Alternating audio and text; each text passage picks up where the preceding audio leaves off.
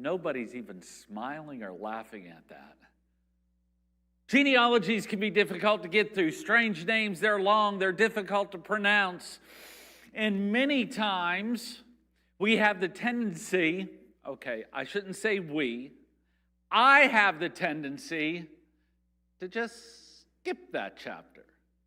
When you're reading through, you're trying to get things accomplished, you want to learn something from God, and here's this big long list of difficult names. It's so easy to skip it. But here, God is giving us something so we can see how His divine election happens. He is shaping the world, and He is shaping it through a people.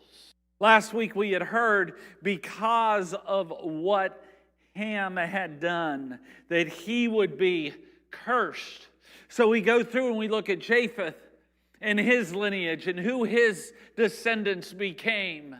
And you see it says they were a seafaring people. And then we come to Ham, the one who was cursed. Did you happen to notice the names of his sons? They're kind of common. Egypt, Canaan, Cush, Put.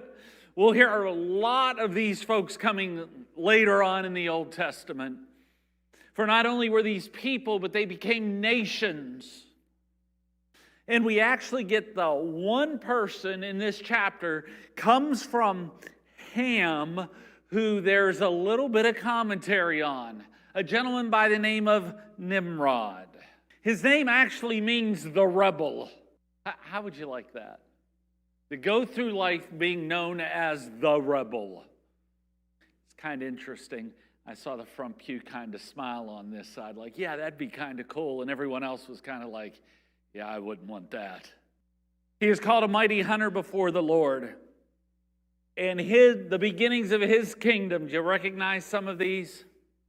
Babel, Erech, Akkad, Calneh, and he settled primarily in the land of Shinar.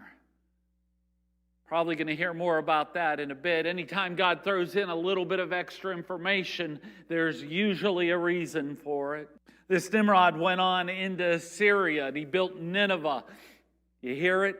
A lot of famous places, a lot of places that we recognize in the Old Testament, and most of them a problem to the nation of Israel. And then finally, we get some of Shem's family.